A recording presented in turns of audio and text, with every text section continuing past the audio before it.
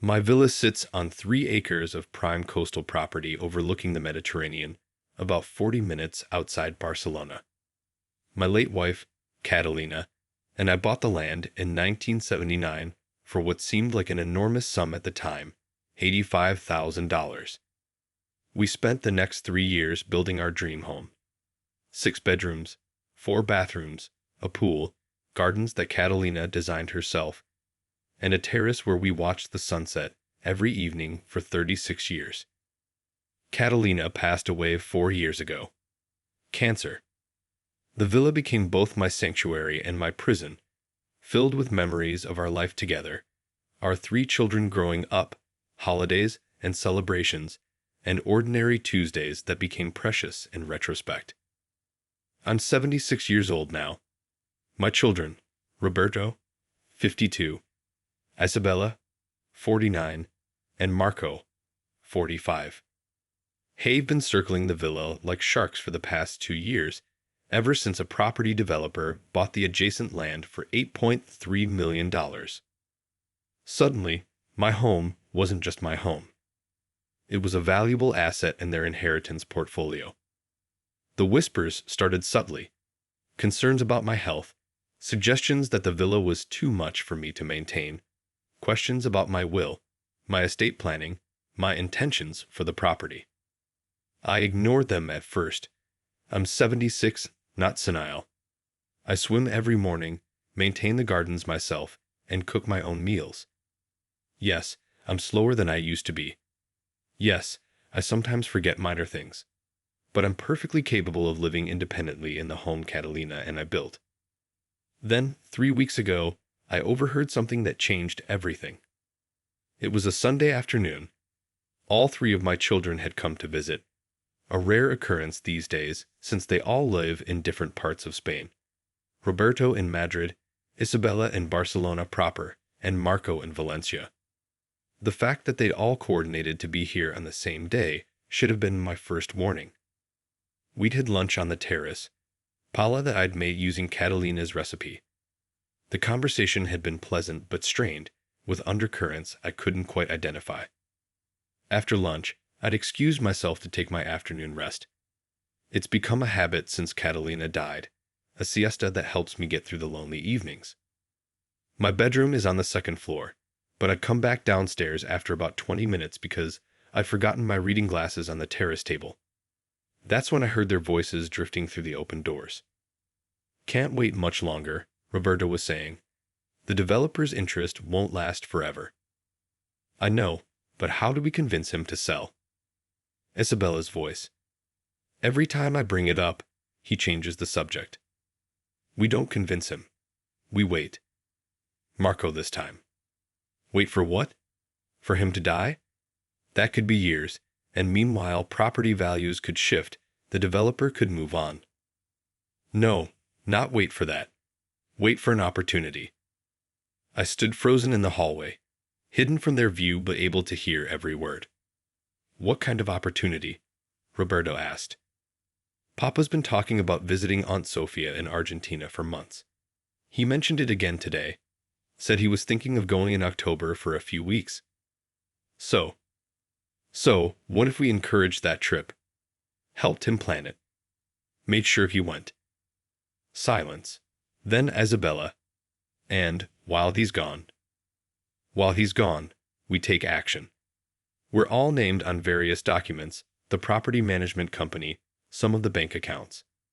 We could change the locks, claim security concerns. We could start making decisions about the property.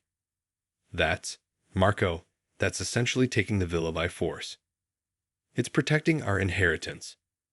Papa's not thinking clearly. He's emotionally attached to a property that's worth potentially $10 million. That's irrational. We need to think about our families, our children's futures. Roberto spoke up. How would we even do it legally? We don't need to do it legally.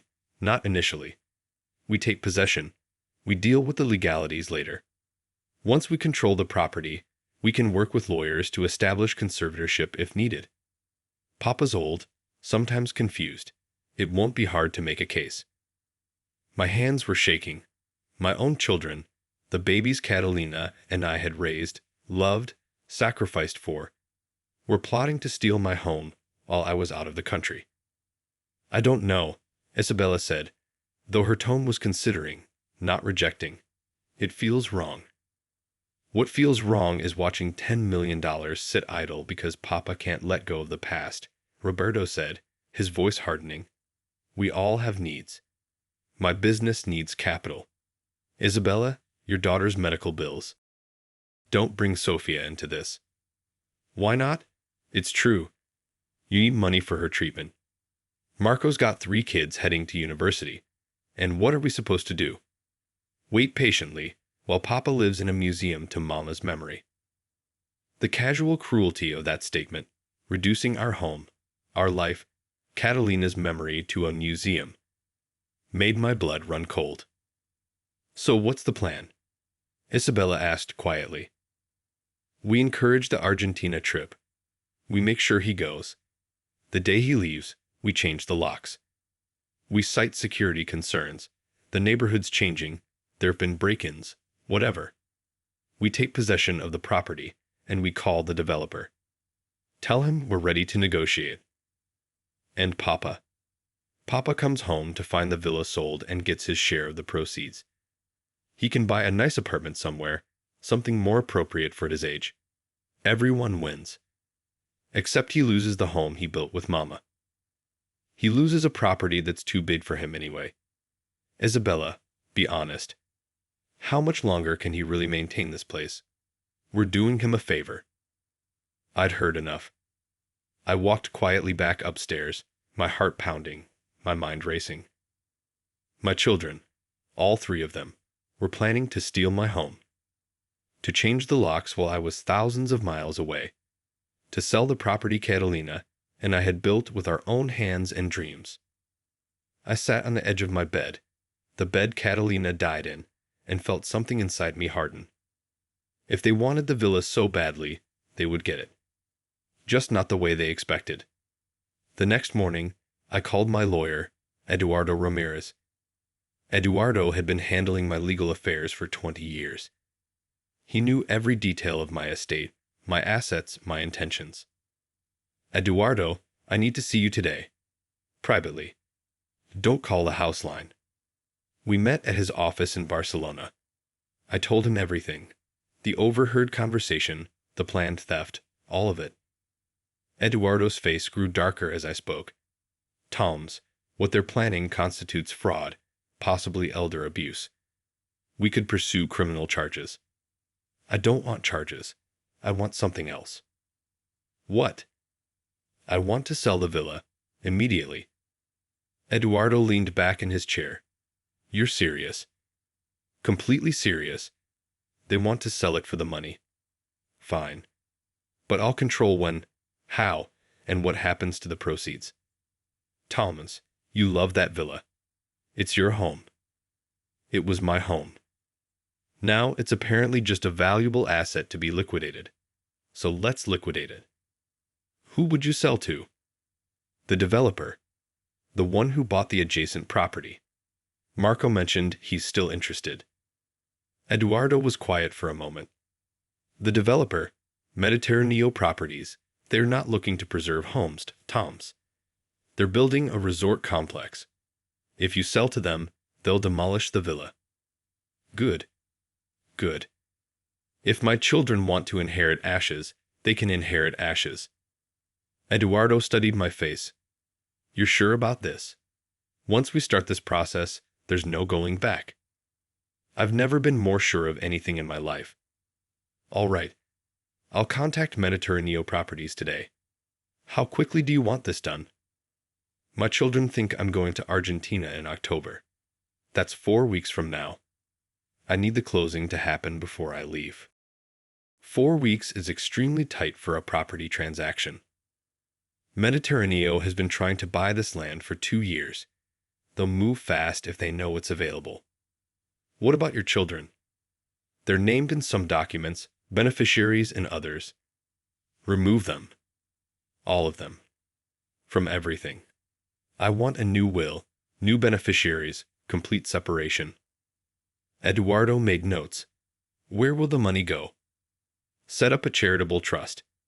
Catalina always supported medical research, cancer specifically. The proceeds from the sale will fund research grants in her name.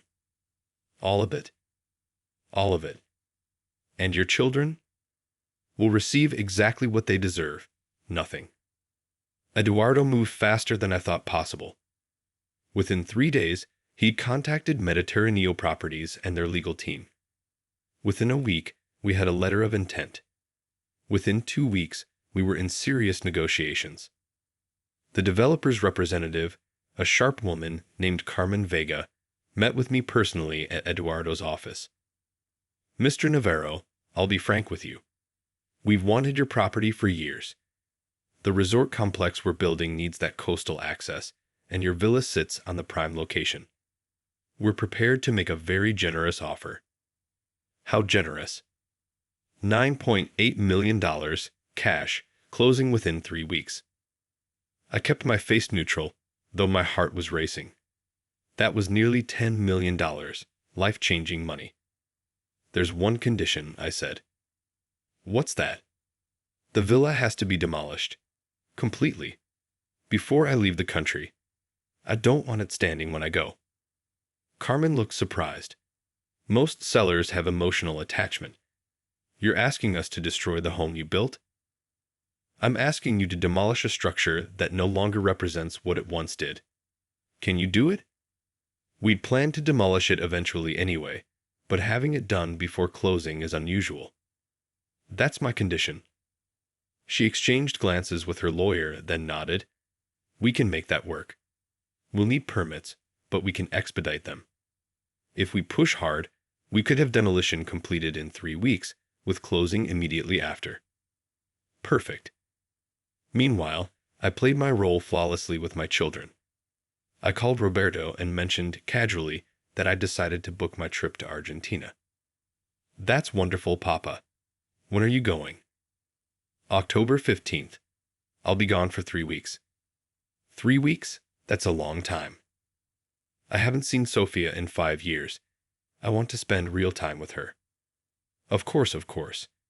Will you be okay managing everything before you go? I'll be fine. I'm old, not helpless. No one's saying that, Papa. We just worry. I know you do. You worry about your inheritance, I thought bitterly. I had similar conversations with Isabella and Marco. Each time, I could hear the excitement barely concealed in their voices. They thought they were winning. They thought I was playing right into their hands. The paperwork progressed quickly. Eduardo restructured my entire estate. New will, new beneficiaries, new power of attorney arrangements that excluded my children entirely. Everything would go to the Catalina Navarro Medical Research Foundation, a charitable trust that would exist in perpetuity. Carmen called with updates almost daily.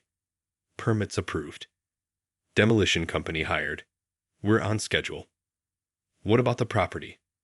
Can you keep this quiet until demolition starts? We're not advertising it, if that's what you mean. But demolition requires public notice. When does that notice go up? By law, 72 hours before demolition begins. Perfect.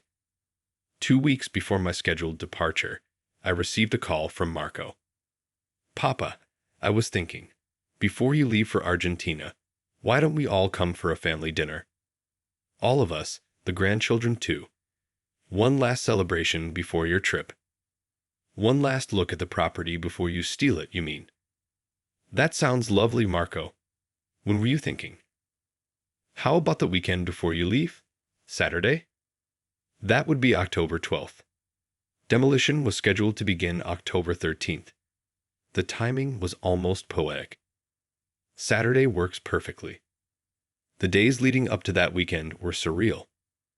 I walked through the villa, saying my private goodbyes to each room, each corner where Catalina's presence still lingered. The kitchen where we'd cooked together. The terrace where we'd watched sunsets. The garden she'd planted with her own hands. It hurt more than I'd expected. This wasn't just a property. It was 44 years of my life. It was every memory of Catalina. every moment of our children's childhoods, every joy and sorrow we experienced together. But every time the pain threatened to overwhelm me, I remembered that conversation on the terrace. My children didn't see a home. They saw a transaction. They didn't see memories. They saw profit margins. If they couldn't value what this place meant, then it didn't deserve to exist for them to exploit. On Thursday, October 10th, the demolition notice went up. A large yellow sign was posted at the entrance to the property. Demolition scheduled, October 13, 8 o'clock a.m. Mediterraneo Properties Development. I was in the garden when the workers posted it. I watched from a distance as they hammered it into the ground, making it official. My phone rang 20 minutes later. Isabella. Papa. Papa, there's a demolition notice at the villa. Do you know about this? Yes, I know. What's happening? Why is there a demolition notice on our property?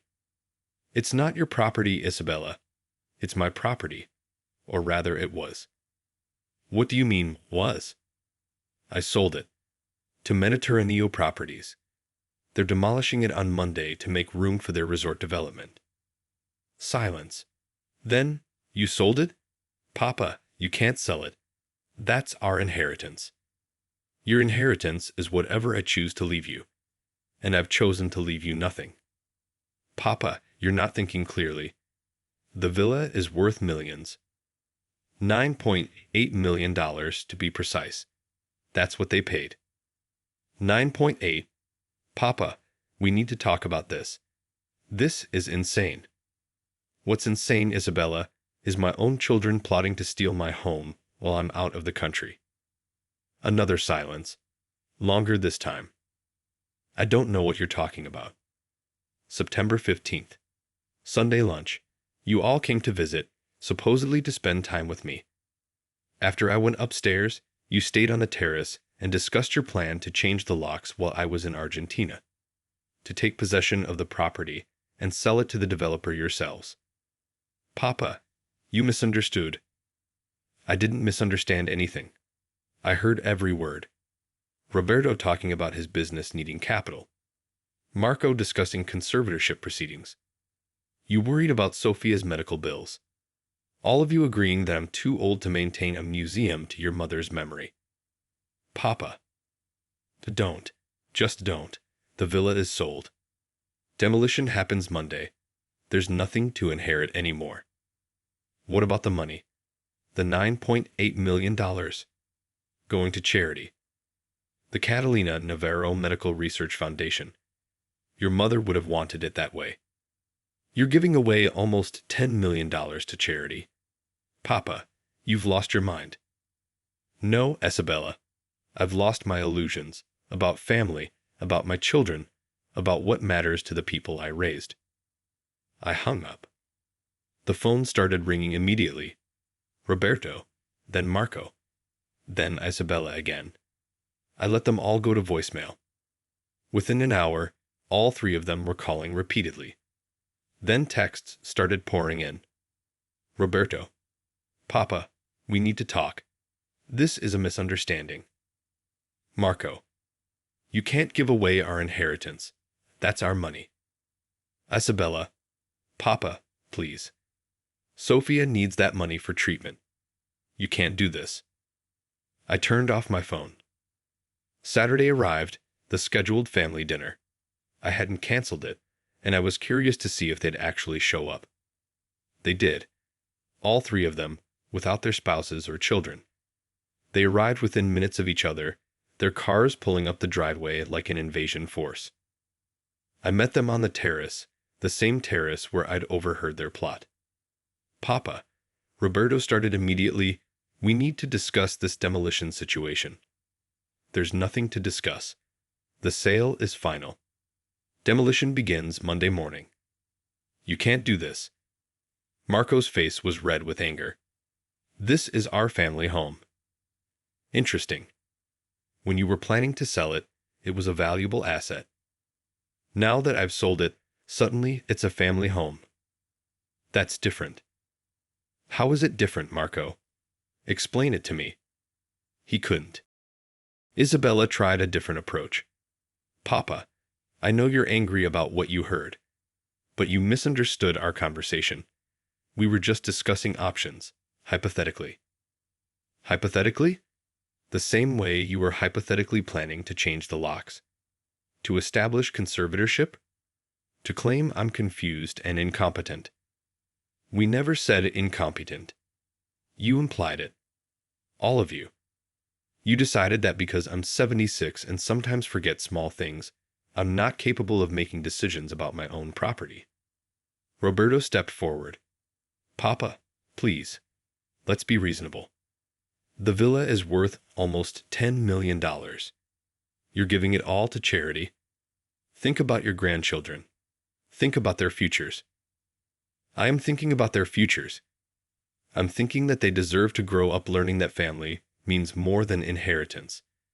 That home means more than property value. That parents deserve respect, not schemes to separate them from their assets. This is vindictive, Marco said. You're punishing us for having a conversation. I'm punishing you for planning theft, for conspiracy to commit fraud, for treating your father like an obstacle to be removed. Isabella was crying now. Papa, Sophia really does need money for treatment. That wasn't a lie. Her condition is getting worse, and the experimental treatments are expensive. Then why didn't you ask me, Isabella? Why didn't you come to me and say, Papa, Sophia needs help. Can you help us? Instead, you plotted with your brothers to steal my home. Because you wouldn't have sold, she shouted. You'd have said no, that the villa is sacred, that Mama's memory lives there. And you know what? You're right. I wouldn't have sold to help fund your lives while you dismissed and disrespected me. But if you'd come to me with honesty, with respect, with love for your daughter instead of greed for an inheritance, I might have helped differently. I might have given money for Sophia's treatment. I might have supported Roberto's business or helped with Marco's children's education. Might have. Roberto's voice was bitter. You're saying you had the money all along and just chose not to help. I'm saying that my help comes with conditions, respect, honesty, and treating me like a human being instead of a checkbook. So what now? Marco asked. The villa gets demolished, you give $10 million to charity, and we get nothing. You get exactly what you planned to give me. Nothing. You were going to take my home, sell it, and give me some consolation prize apartment. Congratulations. Now you understand how that feels. This is cruel, Isabella whispered. What's cruel is hearing your children discuss institutionalizing you so they can profit from your property. What's cruel is realizing the people you raised and loved see you as nothing more than an inconvenient obstacle to wealth. We're not monsters, Papa, Roberto said. We were just trying to secure our futures. At the expense of mine. And now you'll have to secure your futures the same way your mother and I did, through your own work, your own sacrifice, your own choices. Not through inheritance fraud. They left shortly after that. No dinner. No reconciliation. Just three angry, desperate people who gambled on greed and lost everything. I spent Saturday night and Sunday morning doing my final walkthroughs of the villa. Catalina's garden, our bedroom, the kitchen, the terrace. I cried more than I'd cried since her funeral. This was where we'd built our life, where we'd raised our children, where we'd grown old together. But those children were gone. The people I'd raised had been replaced by strangers who saw dollar signs instead of memories. On Sunday afternoon, I packed my bags and left. I didn't go to Argentina. That had always been a cover story. Instead, I checked into a hotel in Barcelona and waited. Monday morning, October 13th, at 8:00 a.m., the demolition began. I didn't watch in person. I couldn't. But Carmen sent me video updates throughout the day, the excavators moving in, the walls coming down, the roof collapsing, the pool being filled, the garden being raised. By evening, 44 years of my life had been reduced to rubble. My phone, which I'd turned back on, showed 155 missed calls. Voicemails from all three of my children, ranging from apologetic to furious to desperate. I listened to none of them. The closing happened the next day. $9.8 million was transferred into the Catalina Navarro Medical Research Foundation. Eduardo had structured it perfectly, a perpetual trust that would fund cancer research grants in Catalina's name for generations. It's done, Eduardo said as we finalized the paperwork.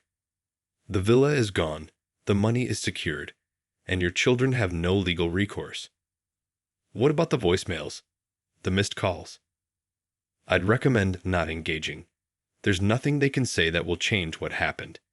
They made their choices, you made yours. Do you think I did the right thing? Eduardo looked at me for a long moment. I think you did the only thing you could do while maintaining your dignity and protecting yourself from exploitation. Whether it's right depends on your values. But by my values? Yes, you did the right thing. I nodded. Thank you, Eduardo, for everything. What will you do now? Now? Now I find a new place to live. Something smaller. Something that doesn't carry the weight of memories or the burden of being worth $10 million. Your children will keep trying to contact you. Let them. Eventually, they'll understand that some actions have permanent consequences. Sit XMONTHS later. I'm writing this for my new apartment in Barcelona proper. 2 bedrooms, a small balcony with a sliver of ocean view, and rent that's reasonable enough that I can live comfortably on my pension and the modest income from a small savings account Eduardo helped me set aside before the trust was finalized. The Catalina Navarro Medical Research Foundation awarded its first grants 3 months ago. $500,000 to researchers across Spain working on cancer treatments. The foundation's board sent me photos of the announcement ceremony. Young scientists, full of hope and dedication, receiving funding that might help them save lives. Catalina would have loved that. My children have stopped calling quite so frequently, though I still get periodic attempts at contact. Roberto sent a letter last month, a genuine apology, or at least what seemed like one. He admitted that greed had clouded his judgment, that he'd valued money over his relationship with me. I haven't responded yet. Maybe I will, maybe I won't. Isabella's daughter Sophia, my granddaughter, sent me a card. She's 12 years old enough to understand some of what happened, but young enough to see it simply. The card said, "Dear Abuelo, I miss you. Mama says you're angry, but I just want you to know I love you. Loves, Sophia." That one broke my heart. Sophia is innocent in all this. She didn't plot or scheme. She's just a child with a medical condition, caught in the crossfire of her mother's greed. I sent her a card back, and a check, made out to her directly, not her parents, for $50,000. Enough to help with her treatments, but structured through Eduardo so her parents couldn't misuse it. The card said, "Dear Sophia, I love you too. This is for your health, not for your parents' plans. Be well. Love, Abuelo." Marco hasn't contacted me at all. Of my 3 children, he was always the most calculating, the coldest. I suspect he's moved on to other schemes, other opportunities. The demolition site, my former home, is now the foundation for a luxury resort. Carmen sends me occasional construction updates. The irony isn't lost on me. My children wanted to profit from selling to this developer, and now the developer has exactly what they wanted, while my children have nothing. Sometimes I wonder if I was too harsh, if I should have given them a second chance, found some way to forgive. But then I remember that conversation on the terrace. The casual way they discussed institutionalizing me. The complete absence of concern for my feelings, my wishes, my dignity. They didn't see me as a father. They saw me as an obstacle. And I'll be damned if I ever let anyone, even my own children, treat me that way. 1 year later. Roberto showed up at my apartment yesterday. Unannounced, unexpected. Just standing in the hallway when I opened my door. "Papa," he said quietly, "can we talk?" I should have said no. I should have closed the door. But he looked different. Thinner. Tired. Humbled. 5 minutes, I said.